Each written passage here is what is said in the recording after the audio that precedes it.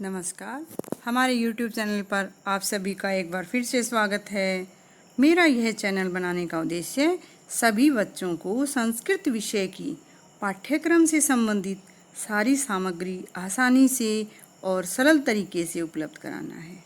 मैं इस वीडियो में कक्षा 10वीं के लिए 2020-21 में होने वाली बोर्ड परीक्षा हेतु संशोधित पाठ्यक्रम तथा वार्षिक मूल्यांकन के बारे में विस्तार से समझाऊंगी।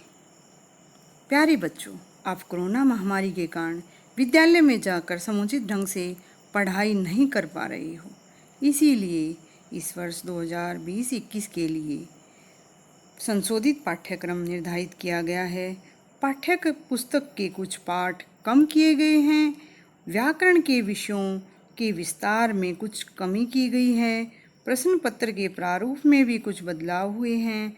इस वीडियो में इन सभी विषयों पर विस्तार से चर्चा होगी।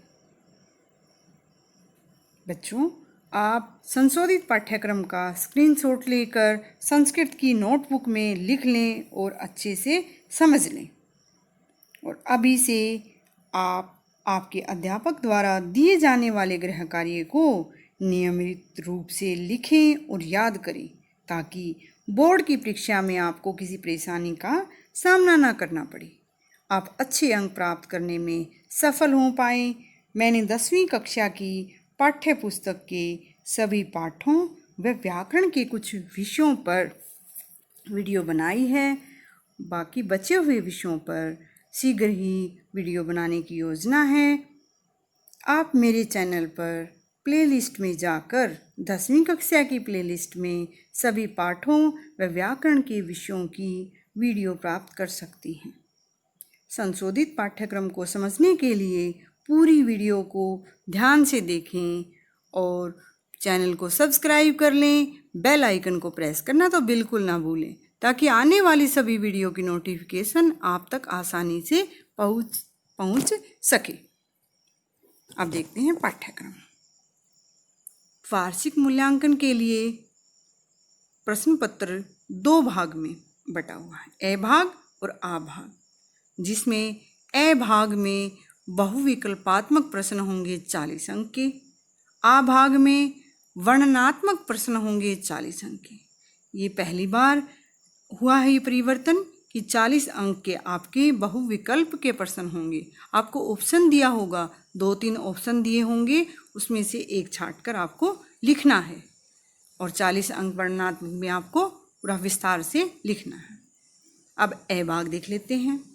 ए भाग में अनुप्रयुक्त व्याकरण 25 अंक की आएगी। ये ध्यान देने योग्य बात है कि व्याकरण है वो सारी बहुविकल्पात्मक है। ऑप्शन में से आपको छांट के आंसर लिखने। पठिता अवबोधनम पाठ पर आधारित 15 अंक के आपके बहुविकल्पात्मक प्रश्न होंगे।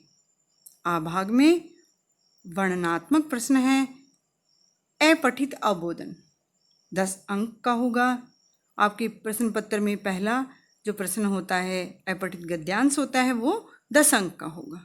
रचनात्मक कार्यम ये आपका 15 अंक का है और पठित अवबोधनम पाठ पर आधारित 15 अंक के वर्णनात्मक प्रश्न हैं। पाठ पर आधारित 15 अंक बहुविकल्पात्मक प्रश्न हैं और 15 अंक के वर्णनात्मक प्रश्न हैं। कुल 30 अंक के पाठ पर आधारित ये प्रश्न हैं।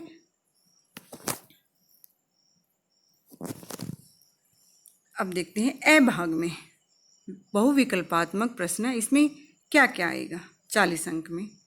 सबसे पहले संधि 4 अंक की होगी, समास 4 अंक की, प्रत्यय 4 अंक की, वाच्य प्रकरण 3 अंक का, समय 4 अंक का, अव्ययपदानी 3 अंक के आएंगे और संशोधन कार्यम 3 अंक का निर्धारित है। तो व्याकरण के लिए 25 अंक निर्धारित है। अब पठित अवबोधनम पाठ पर आधारित जो 15 अंक के जो बहुविकल्पात्मक आपके प्रश्न होंगे वो दिखते हैं। सबसे पहले आएगा प्रश्न निर्माण, 5 अंक का प्रश्न निर्माण आएंगे। पर्याय मेलनम पर्यायवाची मिलान करना, विशेष्य विशेषण मेलनम विशेष्य और विशेषण का मिलान करना, ये 4 अंक का आएगा। भाषिक कार्य पाठ पर आधारित होंगे 6 अंक के आपके। तो कुल 15 अंक का आपका पठित अवबोधन होगा विकल्पात्मक। तो कुल हो गए 40 अंक। अब आ भाग देखते हैं। 40 अंक का वर्णनात्मक प्रश्न होंगे। उसमें सबसे पहला अपठित अवबोधन होगा, 10 अंक का होगा। 10 अंक में पूर्ण वाक्य में उत्तर होंगे या एक पद में, पूर्ण वाक्य में और भाषिक कार्य होगा। 15 अंक का रचनात्मक कार्य है। उसमें क्या क्या आएगा देखते हैं। औपचारिक और अनौपचारिक पत्र होगा। मंजूषा की सहायता से पूरा पत्र लिखना है। ये 5 अंक निर्धारित हैं इसके लिए। चित्र वर्णनम या अनुच्छेद लेखन, चित्र वर्णन करना है या किसी विषय पर अनुच्छेद लिखना आ जाए, ये 5 अंक का है। हिंदी या आंग्ल भाषा से संस्कृत में अनुवाद करना है, अनुवाद आपका 5 अंक का आएगा। तो कुल रचनात्मक कार्य हो गया 15 अंक। पठित अवबोधनम, ये वर्णनात्मक प्रश्नों में 15 अंक निर्धारित हैं इसके लिए। तो गद्यांश 3 अंक का होता है, पद्यांश भी 3 अंक का आएगा और नाट्यांश भी 3 अंक निर्धारित है। पहले ये 5-5 अंक के आते थे तीनों। अब अगला है अन्वय अथवा भावार्थ, ये लिखना है आपको, 2 अंक का आएगा। घटनाक्रमानुसार वाक्य लिखना है तो ये 4 अंक का है। तो कुल पठित अवबोधन हो गया 15 अंक। तो 40 अंक का आपका ए भाग और 40 आ भाग हैं। कुल आपका 80 अंक का ये पेपर होगा। अब एग्जाम स्ट्रक्चर देख लेते हैं 2020-21 का। क्वेश्चन की टाइप है एमसीक्यू, 1 मार्क्स की। 40 आपके एमसीक्यू हैं जिसमें 10 क्वेश्चन हैं, उनके अलग अलग भाग हैं। एक क्वेश्चन में 4, पहले में 4 भाग हैं, अगले में भी 4, उससे आगे भी 4 भाग, फिर 3, 4, 3, 3, 5, 4, 6, इस प्रकार कुल भाग कितने हो गए 40। और एक एक अंक का एक क्वेश्चन है तो 40 अंक का हो गए। वेरी शॉर्ट आंसर है, हाफ मार्क्स के। तो उसमें क्या आ जाएगा, 3 क्वेश्चन हैं, उसके हर के 2-2 भाग हैं, तो टोटल 6 हो गए, 6 पार्ट हैं। और हाफ मार्क्स के कुल अंक कितने हो गए, 3 अंक। फिर वेरी शॉर्ट आंसर है 1 मार्क्स का। एक क्वेश्चन होगा, उसके 2 भाग हैं, एक का 1 है तो कुल अंक कितने होंगे, 2 अंक। लॉन्ग आंसर है हाफ मार्क्स, तो उसमें फिल इन द ब्लैंक्स भरने हैं। तो 2 क्वेश्चन होंगे उसमें और उसके टोटल 10 + 4 करके 14 पार्ट हैं, 14 भाग हैं उसमें। हाफ मार्क्स का तो कुल अंक कितने हो गए, 7 अंक हो गए। लॉन्ग आंसर है हाफ मार्क्स। तो एक क्वेश्चन है उसमें, उसके कितने भाग हैं, 8 भाग हैं और हर एक क्वेश्चन हाफ मार्क्स का है, तो कुल अंक इसके लिए क्या हो गए, 4 अंक। लॉन्ग आंसर है 1 मार्क्स। तो इसमें क्या आ जाएगा, 5 क्वेश्चन हैं, उसके अलग अलग भाग हैं।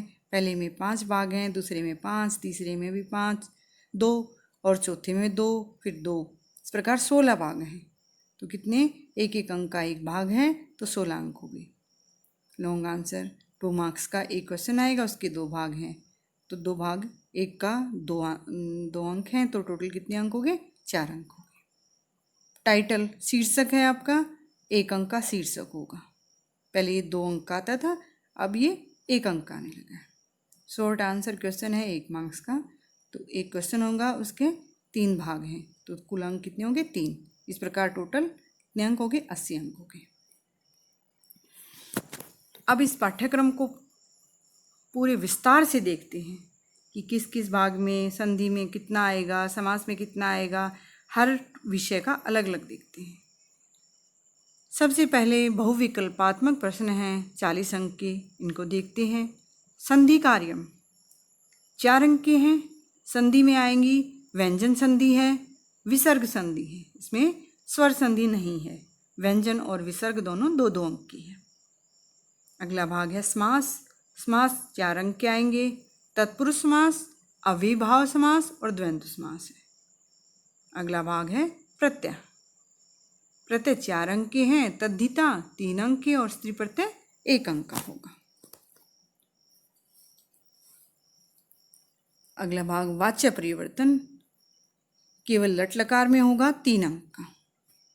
समय, समय लेखनम है। सामान्य समय आएगा, सपाद, सार्ध और पादोन, यहाँ तक आएगा और 4 अंक का आएगा।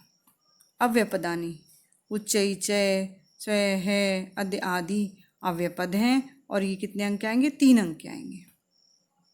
अशुद्धि संशोधन, वचन लिंग पुरुष लकार दृष्टया संशोधन, वचन लिंग पुरुष आदि के आधार पर संशोधन करना है तो कितने अंक आएगा? 3 अंक का। इस प्रकार कुल व्याकरण आपकी 25 अंक की आएगी।